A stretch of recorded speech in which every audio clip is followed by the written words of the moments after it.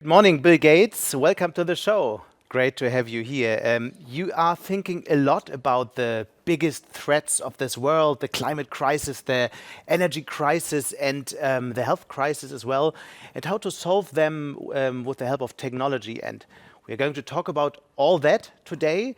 But before we do this, I would like to start with a little experiment, a little journey through time.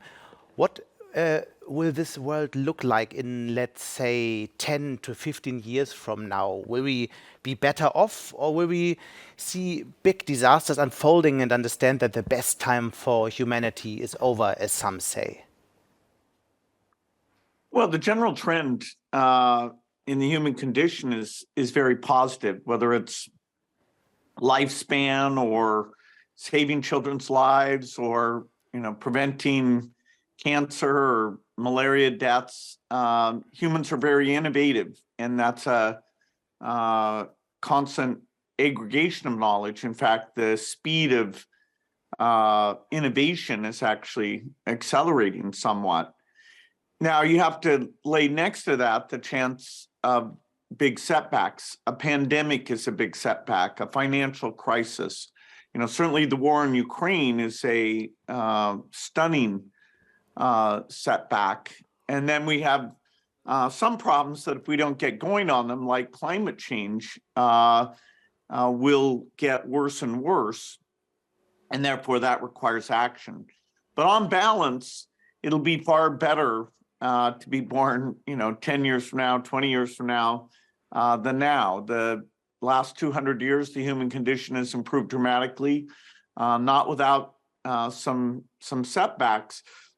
But I'm thrilled at what's going on in medicine and digital tools that are kind of primal elements to help drive innovation. So you basically say that innovation, new technology will somehow solve the biggest problems. Do you argue with technologies that still have to be invented, or is everything on the table already? Well, in digital things, like making sure everyone has a bank account and good financial advice, there's so many things yet to be done. Particularly in the low-income countries. I mean, the conditions there are still far tougher than we'd like, even though they've improved a lot. So humanity will never be without problems, but overall, the number of people surviving disease, who are literate, who have a good education, those are some things that we can fundamentally improve. So even when we start with this very optimistic outlook, we have to talk about the big threats. And I would be interested, which one is the most underestimated threat for human security you are seeing right now? Well, we have to be able to work on multiple fronts all at once and not just a single thing. The challenge of war and the use of weapons, including nuclear weapons or even more extreme weapons of bioterrorism, that we've had in the past, and now to some degree, we're seeing what an incredible tragedy it is, not just for the country that's affected, but also for the entire world. Things like food supplies, fertilizer costs, diversion of resources to the war that ideally would have gone to help the low-income countries. And so right now, our focus on helping Africa is not as strong as it was before the war was there. And, that's tough because Europe, including Germany's generosity to help developing countries, has been fantastic. And so, in the work I do at the Gates Foundation, where we have a lot of focus on helping uplift Africa, I can't wait for somehow the war to end, and so we can get back to that work being a higher priority. So you think in all these multiple crises that are happening to us at the moment, the poorer country are somehow forgotten? Yes, the relative focus on on those countries is down quite a bit. I mean, you have the energy costs, the defense costs, the refugee costs.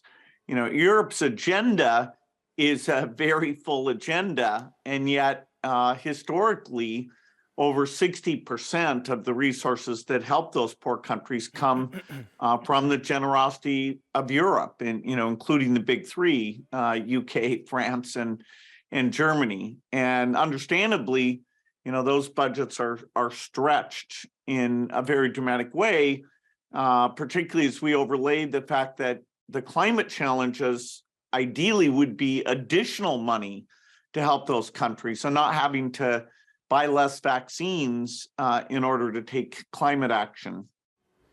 So what happens if we don't change that direction? And I mean, you see the policies all over Europe, all over the world. Billions are going into buying weapons, investment in this defense industry. So what happens if this doesn't change? Well, we certainly improve the world a lot slower than if we didn't have the war. The cost of the war is pretty unbelievable.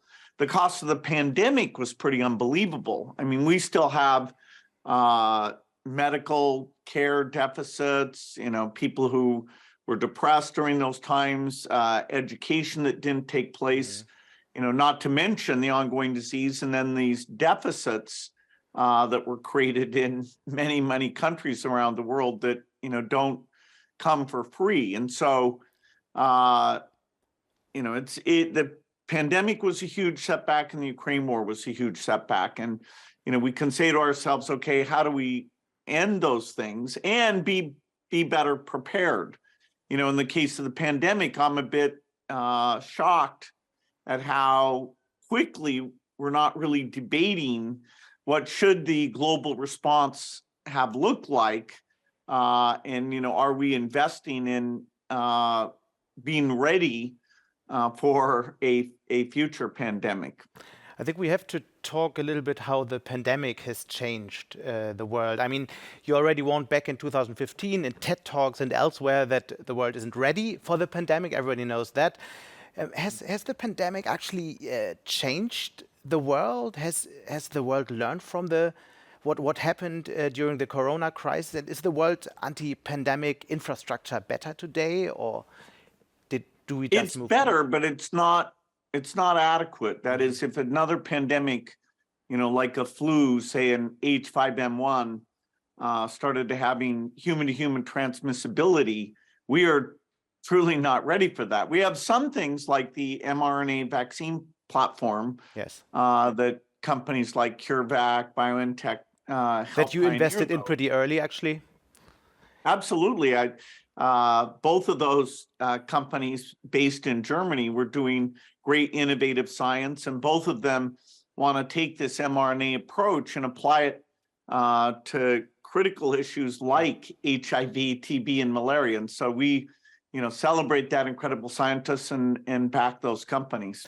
So do you think the COVID crisis is over now? I mean, even in Germany, masks are disappearing from the public sphere now. So is that history now? There still be a level of deaths. The public is very binary. Either a threat reaches a level of deaths that people go, okay, I can't go out, we shouldn't do public gatherings. But once it gets below a certain threshold, we almost want to act like it's not there. And so there are still COVID deaths. Some of those are people who haven't kept their vaccines up to date, but even some of them are people who have kept the vaccines up to date. We don't think currently that we're going to see another gigantic spike. That is, the ongoing immune levels of people are somewhat being maintained, but we have to be wary of that because the variants that came along were a surprise to us. Omicron, fortunately, even though it was dramatically more infectious, it turned out that the disease causing was actually quite a bit less than the previous variant. So, we need to stay vigilant there, and we need to build the ability to practice and have a global, what I call emergency health corps, that's making sure countries are ready, and that in the same way we practice for fire or earthquake or war, that pandemics joins that list. And so instead of being completely unrehearsed, we have better tools and we move into action far more quickly and ideally stop outbreaks from growing global. Let me just ask a quick question back to your TED Talk 2015, where you talked about the next pandemic. So if you would have hold a TED Talk again, what is the next big health threat you would warn today? Well, a pandemic, in terms of surprise increase in deaths, say 10 million excess deaths, the biggest threat to the world still is another pandemic. You have naturally caused pandemics, and someday we may have intentionally caused pandemics, or what we call bioterrorism. And we haven't beefed up our global institutions to really have us practice being ready, because the speed of response in these things makes a dramatic difference. So I'd say, the greatest risk for a surprise in rich countries is still another pandemic, maybe a flu this time. For the world at large, we have the ongoing infectious diseases, including HIV, malaria, TB, and we have, massive malnutrition that holds back human potential. And so, we should build on the incredible success of things like Gavi and Global Fund. The childhood deaths have been cut in half since the turn of the century, and we need to cut them in half again. Those are in the United Nations goals, but right now, we're way behind on all of those, and it's not getting as much attention as it was getting even a few years ago. It's also because there are so many big crises we have close to our lives, especially in Europe, for example. We talk a lot about the energy crisis, and I always find it interesting to see how much energy and the future of our energy systems is somehow the topic, one of the main topics of your life. I've just read that your first high school job was writing software for the entity that controls the power grid in the northwest of the United States. You've written books about the clean energy future. You've invested in moonshot technology like nuclear fusion and so on. We are going to talk about this in a minute, but for now, I know that you're traveling to Europe quite often. So when you come to Europe at the moment, what do you see there? How has the energy crisis changed this continent? Is it on a quicker path to the clean energy future, or somehow did it stop the green revolution because coal and gas are having this big comeback at the moment? Well, I think it's done both things. It has hurt the near-term emissions goals. So Europe, understandably, to keep the lights on and people from freezing and keep industry running, has turned back and reduced the progress towards a clean energy. And that's fully understandable. At the same time, that dependence on natural gas coming from other countries, particularly Russia, it's now seen that in the 10 to 20-year time frame, that the goals of climate and the goals of energy security align to say that investment in green infrastructure is even more of a priority than it was before the war. And so sitting and saying, okay, what about local permitting of wind and solar? What about permitting of transmission? Mm-hmm. Every single country in Europe is moving more slowly to develop these green energy sources than we need to achieve our climate goals. And cutting through regulatory challenges, whether it's transmission within a country or cross-border transmission, it's been too easy to say no. And so I do think the war, which is mostly a terrible tragedy, it will energize the recognition that the status quo, anything that's slowing down that transition, where regulatory things would be very high on that list, that the trade-offs are going to have to be made, and the politics of that are challenging. But Europe is impressive. The commitment to make changes for climate, even to look at border adjustment. There's no doubt Europe is the leader on that. The sincerity of those commitments, every time I meet with the Commission or, the country politicians, Germany has a coalition that includes the Green Party, and they're very serious about making sure climate is a priority. So it's a plus, but the near-term metrics are going to be very disappointing. Mm. So this coalition you just mentioned will turn off the remaining nuclear power plants in a couple of weeks. Is that a smart move in the situation we are in at the moment? I mean, it's totally, they were elected to make hard decisions.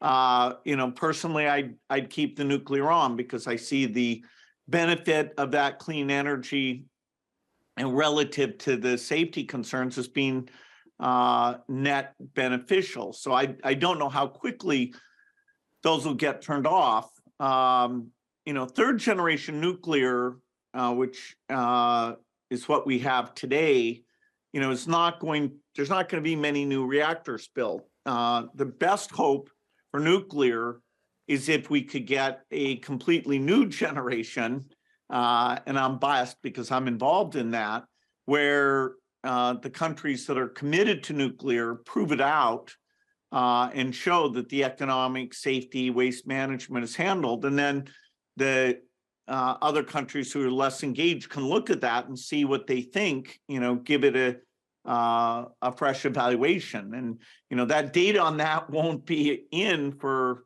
almost another 8 years or so. Because at the moment, the waste problem, this is always this debate in Germany. So the waste problem is not solved, right? So with the current generation of nuclear power plants, we still have that problem. And that's one of the main reasons they are going to be turned off in the next couple of weeks in Germany. The waste problem should not be a reason to not do nuclear. The amount of waste involved, the ability to do geological sequestration, that's not a reason not to do nuclear. But everyone accepts that France is going to be part of trying to build the next generation of reactors and that Germany is not. And, if that succeeds, hopefully German is open-minded. But, that's a question for the future. Sorry for interrupting, but maybe explain a little bit more why the waste problem shouldn't be one anymore. The total amount of waste and the ability to geologically sequester that waste and the cost of doing that, that's not a huge problem. It can be put in places in so-called deep boreholes where it stays geologically for hundreds of millions of years. So, and the amount we're talking about, I mean, when we talk about CO2, we're talking about a really something gigantic, and sequestering that, may not be possible because it's like 1 million times more than what you're talking about. The total waste, say the US was completely nuclear powered, it's a few rooms worth of total waste. So not, it's not a gigantic thing. The reason nuclear failed is two other reasons. The economics of building reactors was very poor. Yeah. And the concerns about third generation safety were very high. Okay. So what would be your recommendation for a country like Germany that has a huge industrial sector? Is 100% renewables ever possible, or would you recommend to just let the nuclear reactors running? Well, first of all, the way that Europe is going to have energy reliability is by not solving the problem country by country. You can have periods where the wind and sun just aren't available. And so having a trans-European grid is absolutely necessary to maximize the amount of renewable energy you you can use. And there's no doubt Europe should build renewable energy as fast as it can and build transmission as fast as it can.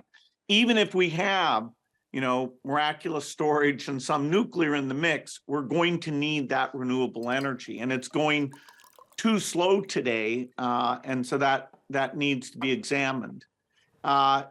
There's no storage capability right now that is cheap enough that would let you get to 100% renewable. Now I'm invested in lots of storage companies that are, making advances, but we need to pursue every path that may give us this big green grid: nuclear fusion, nuclear fission, storage, all these technologies, because to maintain reliability and low cost with zero emissions, that's one of the hardest things mankind has ever done. Speaking of your investments, you founded Breakthrough Energy in 2015 as an somehow umbrella brand to further the most ambitious innovation programs the world has ever seen. That's the description. That's a pretty bold goal. What are the next breakthroughs you will finance? What are the technologies you are looking at the moment? Yeah, so in 2015, when the Paris Climate Accords get signed, which was fantastic, there was a side conference called Mission Innovation. And that's when I made the commitment to build Breakthrough Energy, so that as government labs and universities have ideas about clean technologies, there would be risk capital from Breakthrough Energy and others to push those companies forward. Today, we have over 100 companies. We have great co-investors in those companies, and that's to solve cement, steel, planes, boats, meat, you name it, every source of emission.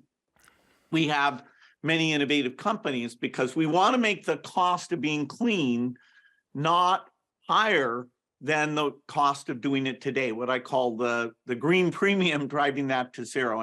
And so in each of those areas, we're seeing great progress. Green hydrogen is one that gets talked about a lot. Yeah. There's many approaches there. We have 4 companies that I'm very excited about, and those aren't the only ones. The flourishing of clean innovation is partly why I think we will solve the problem, even though the short-term metrics aren't going well. So my question was a bit more asking, because we know what you have invested in already, but we would like to know what you're looking at the moment. So what are the next big breakthroughs you think you might invest in, but what are you interested in at the moment? Well, we're driving we have the 100 companies, and we'll continue to invest. There's more that needs to be done in areas like food. There's more that needs to be done in buildings. We're looking at how we can use innovation, not just for mitigation, but also adaptation. But the 100 companies we have, a lot of them are still in the lab. So they're not making cement at scale or steel at scale. And so a big agenda for the next 5 years is to take these advances that are looking great in the lab and actually build these plants, scale them up. And some of them will fail, but that's part of going full speed ahead, is this big project deployment to get on the learning curve. So scouting is not the mission anymore, it's more scaling now, right? Both. I'd put scaling as an even higher priority, but we're still scouting. All right. So let's look into Europe again, because when we talk about what we do and how we see ourselves in Europe, we always say, okay, this is the big chance for Europe, and we might be leading in this whole energy transformation, but also the green transformation of industries. Is that actually what you see as well? So in what fields is Europe actually leading, and where do we fall behind?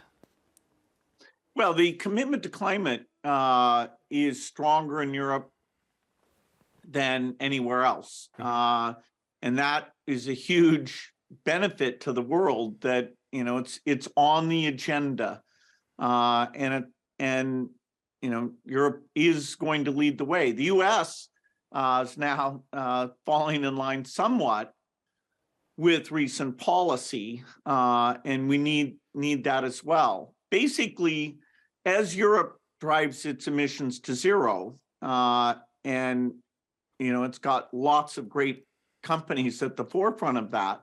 As it does it, it can't do it in a brute force way that's expensive, because when we go to the middle income countries, the Chinas, the Indias, the countries which are most the emissions and where most people live, we can't say to them it has this huge premium cost. And so, the work that was done to bring down the cost of solar, the work that was done for new battery technologies, we have to do that again.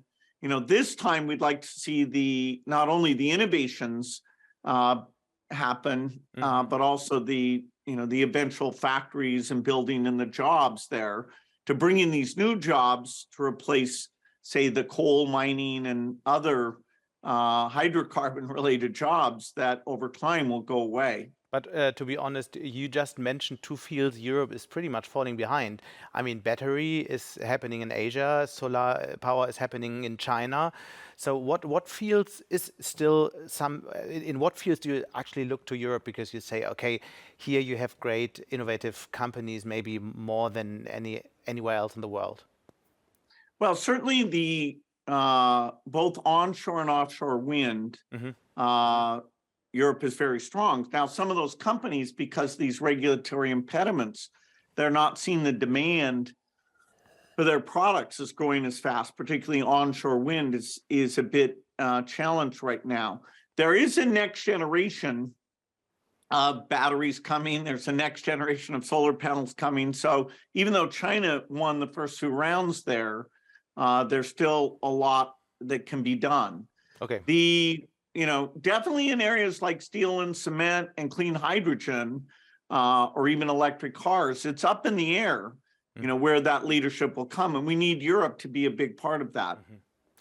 Recently, there has been big breakthroughs in nuclear fusion. Is that this revolution actually happening sooner than everybody thought, or is that still decades away? The uncertainty level is very high. So even though we should invest even more in nuclear fusion, and there's many, many companies, over 14 of which I'm invested in 4 of them, we still can't count on it. The economics, the tritium handling, there's a lot of challenges. And so we need to push forward, but we still need to invest in nuclear fission. We need to invest in massive storage. It's not optional to have a solution for climate. And so to have the greatest chance of success, each of these things needs to be pursued. In 5 years, we'll see. Some of the companies have incredible technical milestones that they will or won't achieve in this next 5 years. It's interesting that you said it's not optional to find a solution for climate, because when you look into the numbers, not so much is actually changing. So, and that's why you say, and many experts do as well, the world won't reach the 1.5 degree goal. So what now is the idea of climate summits every couple of years? Do we need another systems? What has to happen that this goal can be achieved? Well, the changing out the industrial economy so that we do it in a completely clean way. The scale of what's involved there is extremely large. People should understand how many cement plants are there, how many steel plants are there. These are the key materials of our economy. And so we have to be realistic about how quickly those things can change. We haven't even invented, a cheap way to make these things yet. We need to go faster at that. And every degree of progress we make is better. It's not like because we can't do 1.5, we should give up. We should still do the best we can. The yearly meetings, I personally would prefer that they were every 2 or 3 years, because honestly, in a year, people will just be disappointed, particularly in the face of the war, how much can you get done in a year? But even when you look back a couple of years, let's look back to Paris, not so much has changed. I mean, the COVID crisis has had an effect, but to be honest, the fundamental development is pretty much the same that it was before. So that's why that was my question. Do we need a different approach?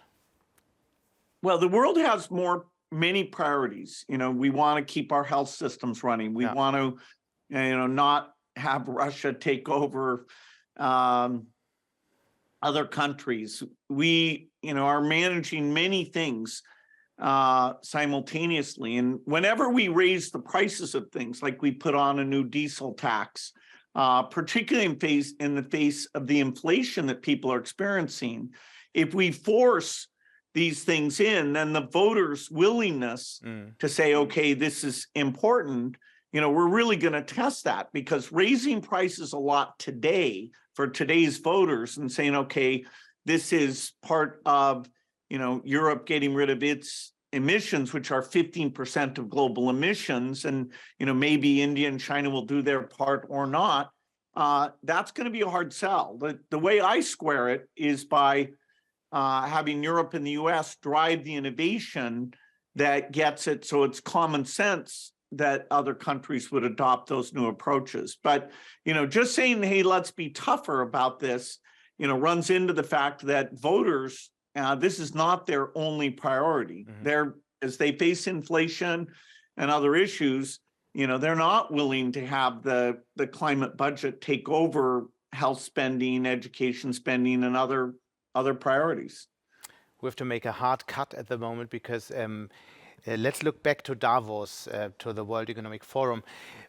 There was many debates about climate. There were many debates about the war in Ukraine, but I've heard even more debates about the transformation caused by artificial intelligence, especially since ChatGPT has been published a couple of weeks ago. Everybody's talking about generative AI, and that's an AI that can actually create new content out of collected data. What is your take on that? It's often said AI will become as important as the discovery of electricity. Is AI the new operating system of our society? Well, I don't know, I wouldn't say operating system, but the most important innovations going on right now are what's going on with AI. These systems, their ability to read and write and help us with a lot of tasks that we wouldn't have used them in before, is going to make a huge impact. Today, they require too much computation. They're not always accurate. They're not integrated into other systems. But even this week, you'll have announcements by Microsoft and Google, where they're competing to lead in this space. I'm biased. I consult still with Microsoft to help them. But I see in areas like healthcare and education, these AIs can have incredibly positive impacts. I mean, we have health backlogs all over the world, and anything that can make that more efficient is a great gift. Let's explore a little bit what exactly this this disruption look like. You once said that ChatGPT or this kind of AI is as important as the invention of the internet. I think. What does that mean exactly? What is happening right now? Okay, the easiest way to understand it is AI's got very good at speech recognition and visual recognition, but they essentially couldn't read. That is, if you handed them a textbook, like biology, and you said, okay, here's a test. Did you really understand what was in this book? They could not do it. These new things, including ChatGPT, as they're trained and tuned and improved, they can read and write in an extremely good way. They're still somewhat error prone. They don't really know when they're making mistakes, but the progress over the next couple of years to make these things even better will be profound. And so we find ourselves with a tool that can make even white collar type jobs far more efficient, looking at invoices or medical claims or, writing letters. Reading and writing is now within the AI capabilities, and that will have a very broad impact. We have to talk about what that actually means for jobs in a minute, but before that, you mentioned Microsoft. So ChatGPT, that's the first numbers I could get, reached over 100 million monthly active users in January, which is amazing. I've never seen such tremendous growth ever before, even not with TikTok in the early days. So only 2 months after it has been published.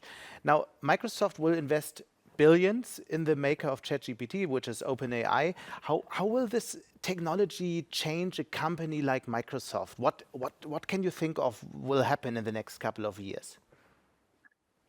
Well, today when you use the word processor, you do all the writing. It might help with some spelling and grammar, but it's not like, if you say, hey, please write a condolence letter like these other ones I've written, but change the following things. You can't use natural language to tell the word processor what to do. In the future, all your software, you'll just use natural language. So you say, I want a drawing with the sun there and trees there and a cabin there, and boom, it will do it. You'll still have menus to do little touch-ups and things, but whether it's creating documents or images or summarizing material or, trying to find where something is discussed, its ability to read, think of the time that doctors spend with paperwork, that we should be able to get rid of. Think of doctors who don't know the latest article that maybe they should be aware of. That we can help with. Think of a math tutor. Today a one-on-one tutor is very expensive that keeps track of the student's motivation and what they know. And so the AI will be embedded in Microsoft Office, even in Microsoft Teams. If you're discussing your sales results, there'll be the AI will sit in a meeting and you say, hey, what happened in France? You just use natural language and it'll show you exactly what the history is there. So, for the first time, natural language is available for all software activities. And, so Microsoft and all the companies are taking their software, Teams, mail, calendaring, word processing, and putting this in to make workers far more efficient. Is that actually happening fast now? Because when I have tried to have conversations with my phone, it's basically a lot of misunderstandings, and I don't really get what I want. So is that do we overestimate the speed this will have now because everybody's excited of what ChatGPT can do, or did we just reach another level? We made a breakthrough in terms of these new models get you to an ability to read and write with fluency. And yes, it'll be a few years really getting the errors right, getting the efficient execution, but we're not going back. The amount of R&D in these software companies, these digital companies, is incredible. It's like, greater than government R&D budgets. And all of that is being pushed into, okay, what do I do with AI now that we've reached this threshold of understanding language? A couple of years back, you warned that millions of people could lose their jobs because of AI in the next 20 years. That was the time when you discussed this robot tax. I don't want to discuss that now again, but what industries will be affected most now in the next couple of years? Who has to be aware what's happening most? Well, historically, people looked mostly at blue-collar jobs with physical manipulation as the robots became more intelligent. And that's still happening. Inside the factory, the robots will get a lot better. The thing that's new here is that because we can make white-collar jobs more efficient, do you simply take that efficiency and just have higher quality? So like helping a teacher do their job. I don't think we're going to have less teachers, but I do think the AI can help those teachers. I don't think we're going to have less doctors, but we can help them be less overloaded and do a better job. Some document processing jobs will go away. I mean, we don't have as many typists now because we expect everybody to do pretty much their own typing. But some administrative tasks will be automated by this software. So no millions unemployed because of that technology. I think the white-collar workers will be able to shift into other roles. The labor market is fairly tight. Now, as these AIs get better and better and better, eventually it could have a big effect on the job market. But for the years ahead, it'll be more about efficiency, where there's a shortage of supply or where we're overloading the workers. Because for now, the shortage is, especially in Europe, is so big that AI is at the moment not fast enough to fill all the jobs humans can't take anymore. But you think in the long run, there can be lots of jobs lost because of that technology. Did I get that right? Well, in the long run, if society is productive enough, now this is, getting out in the 10-year plus time frame, the need to work the same hours we work today, once we really feel like teaching and healthcare and, helping the elderly and the handicapped, that the labor market is fulfilling everything we need. And as we're more efficient, yes, eventually we will work less than we work today. But in the near term, with these aging societies and these overloads, it'll be mostly about making workers more effective. So working less sounds not too bad, but somebody has to pay for it. So the robot tax will come back in the debate? Yes, technology, the way we tax things, you won't want to tax salaries because you want to encourage employment. And so you'll end up changing the tax structures quite a bit. But that's, it's not the key issue. But yes, tax systems aren't designed for this world, this coming world. Okay. I'm wondering how this will change ever when I see the debates on tax at the moment. But that's not our topic today. We have a very difficult thing to solve still. In an interview with Handelsblatt 2018 already, you were concerned about who controls AI in the future, the United States or China. What do you think now, 5 years later?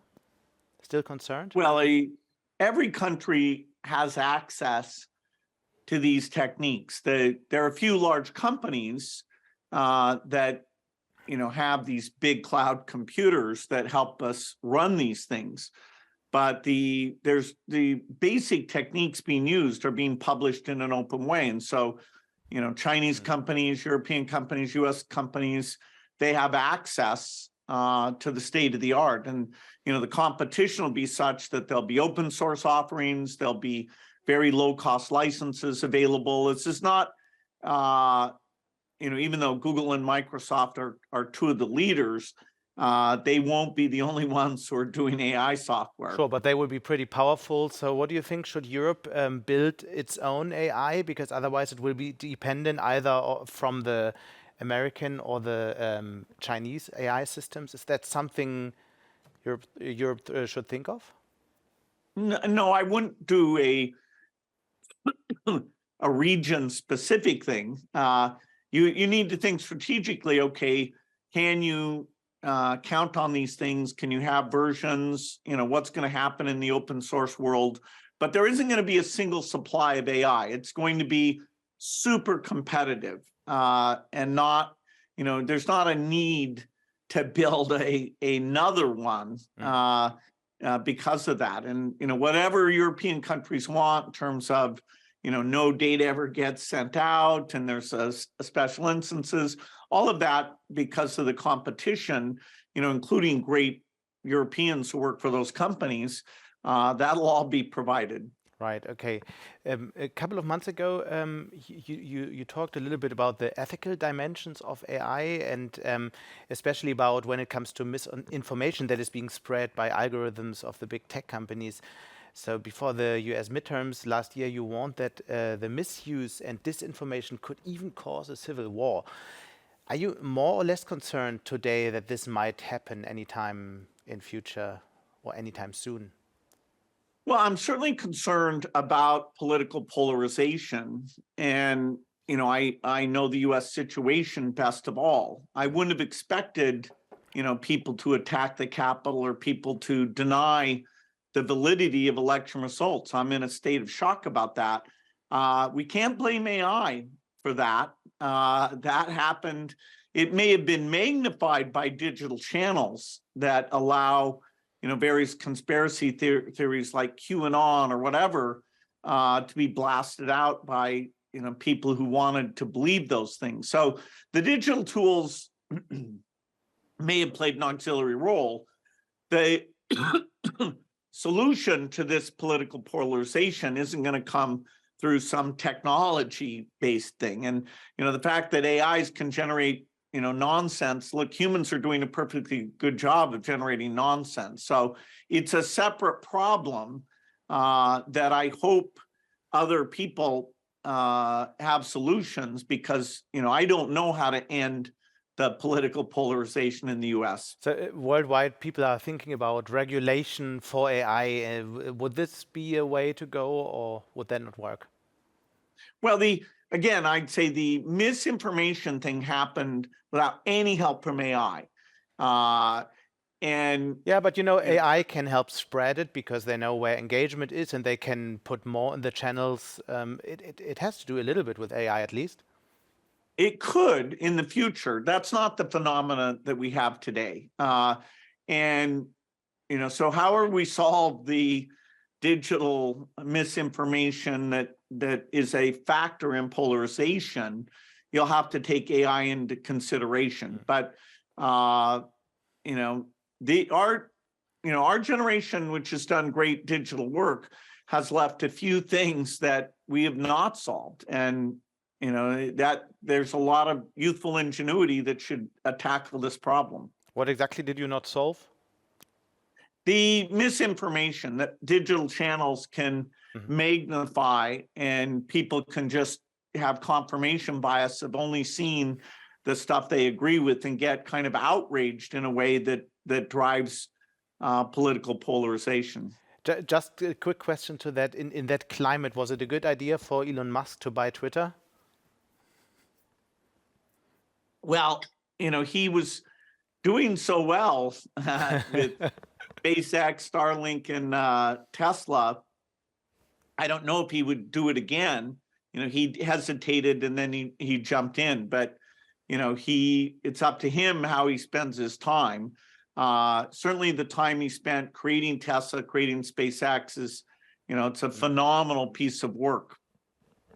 You publish quite often about books you're reading, and you said you were reading quite a few books about China and thought a lot about the increasing tensions between the US and China, and we've just seen last weekend where that can lead everything. So you have called this conflict a lose-lose situation.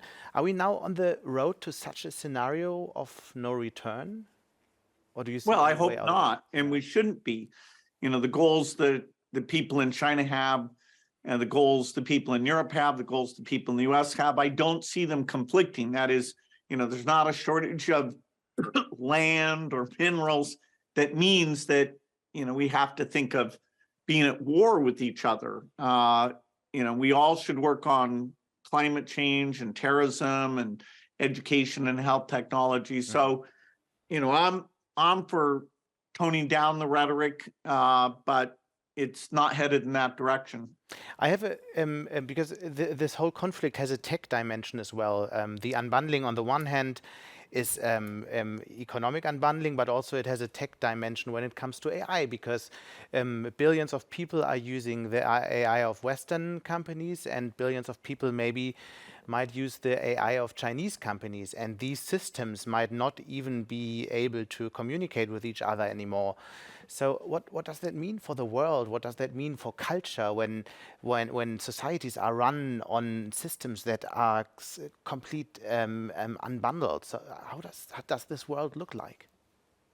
Well, we've always had cultural differences and different systems. There's no reason to think there won't be, lots of AIs that have different popularity in different countries. I don't see that as an issue. I mean, after all, these AIs are now working in natural language, including doing great translation. So that's not the barrier. The barrier is the willingness to see a shared future in solving tough problems.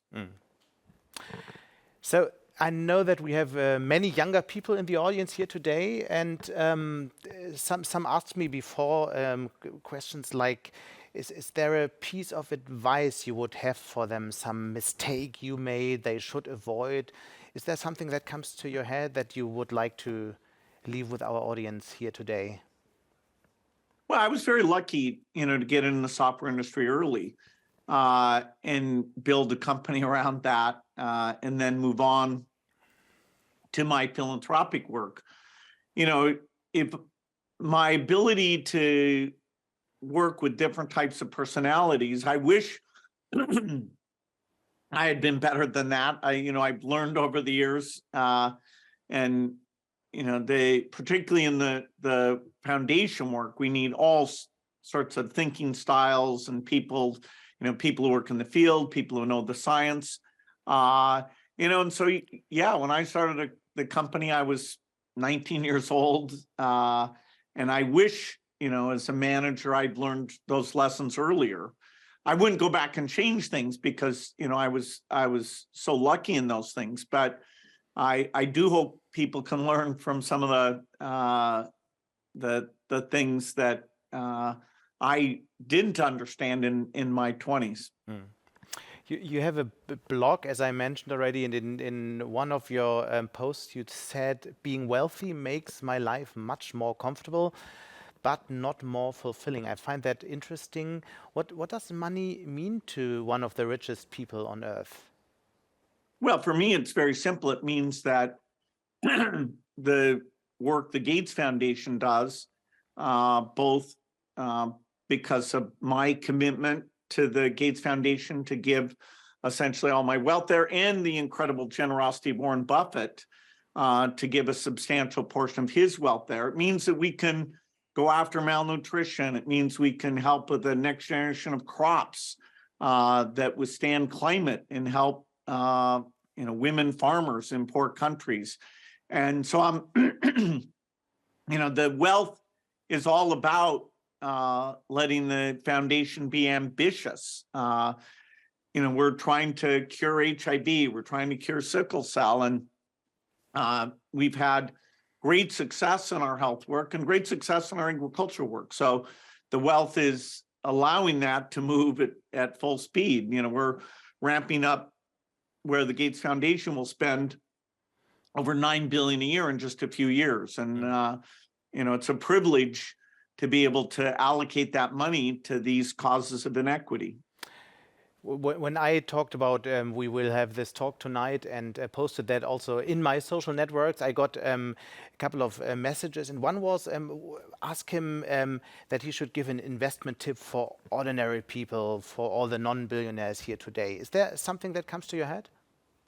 Well, I'm not a professional investor. I make sure that the team of professionals I have are doing a good job, and I pick if things involve new technologies in digital or medicine or climate. I do run that part of the investments.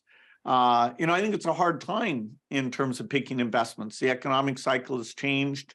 I do think investing in these climate innovators, I do think that will have a good payoff, but it's not without risk. The majority of those companies will fail, and a few will be wildly successful.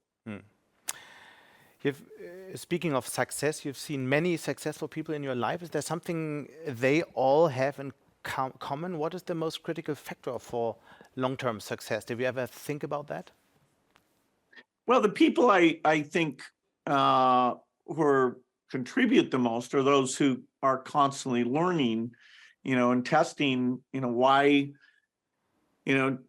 what if things happen the way they predicted, that's one thing. If things surprise them, going in and learning those things. And so I think being a reader, a student, surrounding yourself with people who have more expertise in the key areas, that's part of the reason I love my foundation work, is there's so many experts on these health issues, and helping to organize them, back them.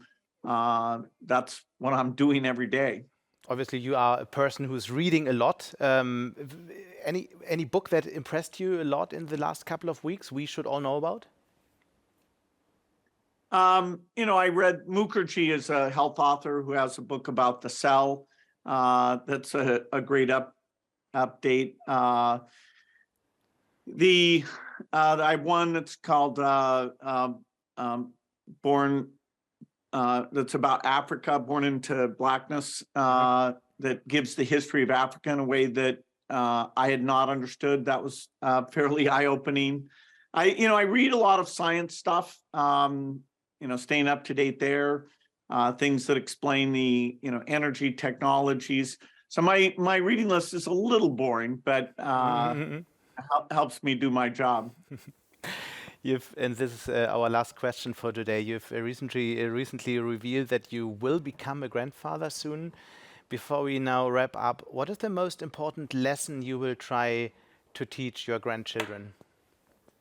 Well, a grandparent is a incredible thing, because you see life renewing itself, and that's makes all the stuff we're trying to do to help avoid future problems, kind of concrete, that somebody related to you will live in that world that is being shaped by the decisions we make now. It's just there's kind of an intangible joy to having the family grow like that, and helping your children with their children. I look forward to explaining what things I made mistakes in, and hopefully that next generation can handle better than ours did. But what is this? What do you think is the most important lesson, or maybe what is the most important skill they have to learn for the world they will grow up in?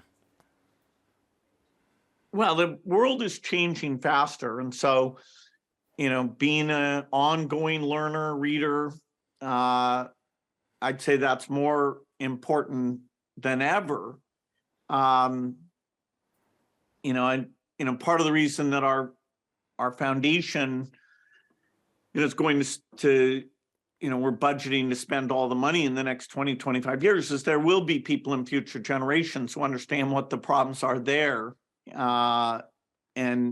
So ours is dedicated to the causes we have right now. It's a little hard to anticipate what they'll face, but curiosity, learning, investing in yourself, those things are pretty timeless. But we already see you reading for your grandchildren. Thank you so much for all these insights, for this fireside chat at the conference Europe 2023. Bill Gates, thank you so much. Have a great day, and we hope to speak soon again.